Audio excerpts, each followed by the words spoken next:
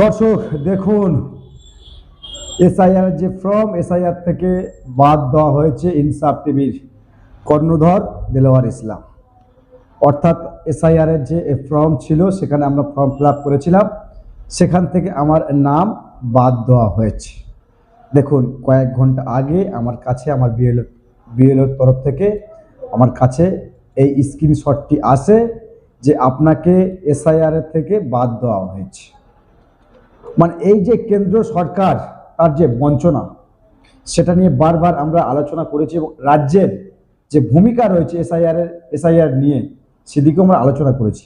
এখন রাজ্য এখন বলবে, মমতা ব্যানার্জি এখন বলবে আমার তো কিছু করার নেই, এসআইআর হয়েছে, কেন্দ্র সরকার যেটা মনে করেছে ঠিক সেটা করেছে। কিন্তু আমাদের বক্তব্য, আপনি না সুপ্রিম কোর্টে গিয়ে কেস করেছিলেন, আপনি নাকি সুপ্রিম কোর্টে গিয়ে বিরাট কালো একটা ড্রেস পরে বিরাট ভূমিকা আপনার সেখানে দেখা গিয়েছিল। তাহলে এই সমস্ত নাগরিকের যে এসআইআর ফর্ম ফিরে আসে এবং ভোটার লিস্ট দেখে দেখে স্টাম্প মেরে দেওয়া হয়েছে, এগুলো চিহ্নিত করা হয়েছে, বিচার বিভাগের তালিকায় চলে গিয়েছে। মানে আমাদের যে ভোটারগুলো যেগুলোকে এসআইআর থেকে বাদ দেওয়া হয়েছে, বলছে না একেবারে বাদ নয়, এটা ওই বিচার বিভাগ তালিকায় রয়েছে, অর্থাৎ বিচারাধীন তালিকায় এ সমস্ত ভোটারগুলো রয়েছে। রাজ্যের কোটি কোটি মানুষের এভাবে হেনস্থা করছে রাজ্য এবং কেন্দ্র। রাজ্য সরকার নাকি এসআইআর এর বিরুদ্ধে কেস করে তারা নাকি সুপ্রিম কোর্টে তিনি গিয়েছিলেন, তৃণমূল সুপ্রিমো মমতা ব্যানার্জি বাংলার মানুষকে বাঁচাতে। কি ছিনলেন সেখানে গিয়ে? প্রশ্ন তো উঠছে, কেন্দ্রের বঞ্চনা আপনি বলছেন, আমরা স্বীকার করলাম কেন্দ্রের বঞ্চনা। আপনি কি ছিঁড়েছেন? দিল্লিতে সুপ্রিম কোর্টে গিয়ে কালো ড্রেস পরে নাকি আপনি, আপনার নেতারা বলছে বিরাট লড়াই করেছে, কোনো রাজ্য থেকে কোনো মুখ্যমন্ত্রী যায়নি, বাংলা থেকে মুখ্যমন্ত্রী তৃণমূলের সরকার গিয়ে একেবারে কি ছিঁড়ে আটি বেঁধেছেন, এসআইআর থেকে ঢুকতে পেরেছেন। আমরা বারবার বলেছিলাম রাজ্য সরকার এই এসআইআর এর মদত দিচ্ছে, কারণ কেন্দ্রের বঞ্চনা বারবার আমরা বলেছি, স্বীকার করছি কেন্দ্র বঞ্চনা করছে, কিন্তু রাজ্য নাকি মানুষের জন্য কল্যাণ চাইছে, তাদের জন্য নাকি সাধারণ মানুষের জন্য, তার রাজ্যের নাগরিকের জন্য দিল্লিতে গিয়ে একেবারে সব প্রশ্ন করেছে বিচারপতিকে, বিচারপতি নাকি তার প্রশ্নের উত্তর দিতে পারেনি। সেটা তৃণমূলের নেতারা বলছে আর কি, যে আমাদের দিদি দেখো দিল্লিতে চলে গিয়েছে এই কালো ড্রেস। দেখুন দর্শক, এই যে কালো ড্রেস পরে তিনি গিয়েছিলেন সুপ্রিম কোর্টে, গিয়ে কি কথা হয়েছে তো আমরা জানি, কি কথা। সুপ্রিম কোর্টের গুঁতোগুতির জায়গা নয় তো, সেখানে যুক্তি দিয়ে ডকুমেন্টস দিয়ে বোঝাতে হবে। তো আমরা বলছি এটা যে লিগাল ভাবে এসছে, আমার এসছে বলে আমি বলবো লিগাল ভাবে এসছে বা আনলিগাল ভাবে এসছে নয়। সরকারের কোনো একটা জায়গায় সরকারের যারা কর্মচারী কাজ করছে, বিএলও যারা কাজ করছে, যারা এসইও কাজ করছে, যারা ওই এসআইআর নিয়ে কাজ করছে, কোনো একটা জায়গায় ভুল রয়েছে, ভুল ম্যাচ করছে, তাই তারা এগুলো করেছে। তবে এটা নিয়ে যারা ঘাবড়াচ্ছেন, এসআইআর নিয়ে যারা ঘাবড়াচ্ছেন যে আমার নাম বাদ পড়েছে কি হবে, আমাকে নাগরিকত্ব করে দেবে, অর্থাৎ আমার যে ভোটার অধিকার সেটাকে প্রয়োগ করতে দেবে না, ভোটার থেকে আমার নাম বাদ দেবে, এটা কি আদবি সত্য? কিছু কিছু লিডারেরা তারা মানুষকে ধমকানি চমকানি দিয়েছিল, আর এখনো মানুষকে ভুলভাল বুঝিয়ে চলেছে। এই যে এসআইআর দেলোয়ার, নাম দেলোয়ার লস্কর, উত্তরাবাদ আর কি, আমি আর কি বেসিক্যালি আমি 130/6 নম্বর বুথে আমার বাড়ি, দক্ষিণ গঙ্গাধরপুর। তো আমার নামে এই ফর্মটা নোটিশটা এসছে, তাহলে কি আমি সুসাইড করে নেবো? আমি কি সুসাইড করে নেবো, আত্মহত্যা করে নেবো যে আমাকে এসআইআর থেকে বাদ দেওয়া হয়েছে, দেখুন কেন্দ্র সরকার কি করেছে? না, এর সলিউশন নিশ্চয়ই রয়েছে। আগামী দিনে এর পদক্ষেপ কি রয়েছে, কোর্টের মাধ্যমে, আইনের মাধ্যমে আমরা বুঝে নেব। কেন্দ্রের বিরুদ্ধে বড় বড় কথা তো আমরা বলি, কিন্তু রাজ্যে যে 90,000 বিএলও মুখ্যমন্ত্রী দিয়েছিলেন যাতে করে এসআইআর তাড়াতাড়ি করা হয়, কি কারণে? যে অনেক মানুষ বলছে না, এই গ্রাম এলাকায় আমি বসবাস করি, আমার এলাকাটা খুবই গ্রাম্য এলাকা, সেখানে বসবাস করি, অনেকে তো বলছে, শোনা যাচ্ছে যে যাদের এই ফর্ম ফিরে এসছে, আমার বুথে প্রায় 1000 ভোটার রয়েছে, সেখানে 350 ফিরে এসছে ভোটার লিস্ট, তাদেরকে এই চিহ্ন মেরে দেওয়া হয়েছে, স্টাম্প মেরে দেওয়া হয়েছে। তাহলে কি আমাদের নাগরিকত্ব করে দেওয়া হবে আর ভোটার করে দেওয়া হবে?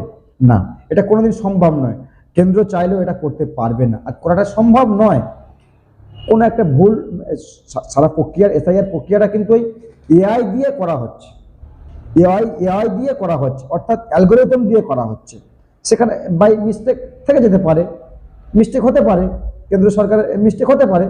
তো এই সমস্ত যারা কাজ করছে এরা তো আর বিদেশ থেকে আসেনি, আমার এই বাংলারই, আমার বাংলার ছেলে, বাংলার চাকরিজীবী মানুষরা এই এসআইআর ফর্মগুলো ফিল আপ করেছিল এবং তারা এর কাজ করছিল। তাহলে কি হবে দর্শক? এখন তো সব বলছে, শুনছি আমরা চায়ের দোকানে টোকানে বিরাট সব দাঙ্গা বেঁধে যাবে, কারণ মুসলিম পদ্মসিদ্ধি এলাকাগুলো, বেসিক্যালি সংখ্যালঘু এলাকাগুলো দেখে দেখে তাদের মনে হচ্ছে আর কি, দেখে দেখে আমাদেরকে বাদ দেওয়া হয়েছে। আমার পরিবারে প্রায় তাদেরকে অনেকের এই সমস্ত স্টাম্প মারা এসছে, তাই অনেকে চিন্তিত, অনেকে ভাবছে ফলে কি করা যাবে। তো আসলে এই যে বিচারাধীন বিভাগ, এই যে আমার এই ছবিটা দেখতে পাচ্ছেন, ভোটার লিস্ট, যেটাকে ওই সরকারি একটা স্টাম্প মেরে পাঠানো হয়েছে। আমাকে তো অনেকে সকাল থেকে, আমার এলাকার মানুষ যারা রয়েছে, আমার এলাকার পরিচিত মানুষ এবং আত্মীয় স্বজন সকাল থেকে তো আমাকে র্যাম্পার্ট ফোন করেই যাচ্ছে, মানে দুপুরের পর থেকে র্যাম্পার্ট ফোন করছে যে দেলোয়ার ভাই, আপনার তো এসআইআর বাদ দেওয়া হয়েছে, আপনি এর পদক্ষেপ কী নেবে। আমি বললাম বাদ দেওয়া হয়েছে আমাকে, তো আমাকে অনেকে এই স্ক্রিনশটটি আমাকে পাঠিয়ে সেই স্ক্রিনশটটি আপনাদের দেখাচ্ছি, এই যে দেখতে পাচ্ছেন স্ক্রিনে, আমাকে পাঠিয়ে বলছে ভাইজান কি হবে, আপনার তো এসআইআর থেকে আপনার মতো মানুষকে বাদ দেওয়া হয়েছে। আরে আমার মতো মানুষ নয়, আমার থেকে অনেক যাদের ভুল টুল নাই আর কি, তাদেরও বাদ দিয়ে দিয়েছে। তো কী হবে? এটা কি পুরো বাদ না, পুরো বাদ কোনোদিনও কেন্দ্র সরকার করতে পারবে না, তার সেই ক্ষমতা নেই। অর্থাৎ যেটা বলা হচ্ছে কেন্দ্রের পক্ষ থেকে যে এটা আর কি বাই মিস্টেক, এর জন্য একবার আমরা ফর্ম ফিল আপ করেছিলাম আর একবার জমা দিয়েছিলাম। তো বাই দ্য ওয়ে আমাদেরকে হ্যারাসমেন্ট করছে কেন্দ্র সরকার, রাজ্য কোনসা ভালো। তো সেদিকে আমরা নজর রেখেছিলাম। এদিকে সারা দিনভর আমরা খবরে বিভিন্ন এলাকায়, বিশেষ করে মমতা ব্যানার্জির নিজের কেন্দ্র, তো ওখানেও খবর রেখেছিলাম। সব বহু মানুষের, প্রায় 58 লক্ষ মানুষের এই খরচা তালিকা থেকে সব বাদ দেওয়া হয়েছে। তাহলে কি 58 লক্ষ মানুষকে বাংলাদেশে পাঠিয়ে দেবে? আরে ভাই, আমরা পশ্চিমবাংলার নাগরিক, আমাদের বাড়ি পশ্চিমবাংলা, আমার বাবারও তো ফিরে এসছে এই এসআইআর ফর্মে, আমার বাবারও ফিরে এসছে, তাহলে কি আমার বাবা নাগরিক নয়? দর্শক দেখবেন এটা নিয়ে অনেক রাজনীতি হবে, তৃণমূলের যারা রয়েছে আর কি লিডাররা বা সুপ্রিমো, এটা নিয়ে অনেক হইচই করবে। দেখো মুসলিম দেখে দেখে বিজেপি তোমাদেরকে ডিভোটার করে দেওয়া চক্রান্ত করছে। আসলে কিচ্ছু হবে না। আসলে এই যে খরচা তালিকা বার হয়েছে, এর আগেও খরচা তালিকা বেরিয়েছিল, তাতে করে কি হয়েছে, সংশোধনের জন্য আবার নোটিশ এসেছিল বাড়িতে, আবার সেটা আমরা সংশোধন করে সেটা দিয়েছি। তো ফলে কি হবে, এটা নিয়ে অনেকে বলবেন, তৃণমূল যারা রয়েছে, তৃণমূল কংগ্রেসের যারা লিডার রয়েছে, তারা অনেকে বলবে যে দেখো বিজেপি সরকার আমাদেরকে বাদ দিয়ে দিয়েছে, কি হবে। তো তারা এটা নিয়ে দেখবেন আগামীকাল থেকে ঠিক আন্দোলন হচ্ছে, কোথাও না কোথাও আন্দোলন হচ্ছে, রাস্তা অবরোধ করছে। কারা করছে? সংখ্যালঘু পরিবার থেকে উঠে গিয়ে, মানে কেস যদি খাও সংখ্যালঘু মানুষেরা কেস খাও, যদি জেল খাটতে হয় সংখ্যালঘু মুসলিম মানুষেরা জেল খাটবে আর কি। তো দেখবেন আগামীকাল থেকে এগুলো হবে, রাস্তা আন্দোলন হবে। দেখবে আমরা কোনোদিনও সংবাদে মানে শান্তির বিপক্ষে কথা বলি না, দেখবেন আগামীকাল থেকে এগুলোই হবে। রাস্তায় গাড়ি ঘোড়া জ্বালানো হবে, টায়ার জ্বালিয়ে সব বিক্ষোভ করবে। কারা করবে? মুসলিম সম্প্রদায়ের মানুষেরা। তো দেখবে এগুলো কিছু হবে না। আবার ডেট দেবে, সে ডেটের হিসাবে আবার ফর্ম ফিল আপ করতে হবে। সেখান থেকে আবার হয়তো তাদের ইআইয়ের মাধ্যমে কোনো একটা জায়গায় ভুল হয়েছে, তারা মনে করছে এটা ভুল, তো সেটা আবার সংশোধন করে দেবে। তো ফলে এটা নিয়ে আর ঘাবড়াবার কোনো দরকার নেই। তৃণমূলের বন্ধুরা অনেকে বলছে না, দেখো বিজেপি সরকার আমাদেরকে ডিভোটার করে দিচ্ছে। আসলে ডিভোটার নয়, এগুলো দেখবেন সময়ের পরিপ্রেক্ষিতে আবার ঠিক হবে। তো এটা নিয়ে যারা চিন্তিত আছেন, চিন্তিত হবেন না। প্রত্যেকে ভিডিওটা শেয়ার করবেন আর কমেন্ট বক্সে আপনাদের নিজস্ব মতামত জানাবেন।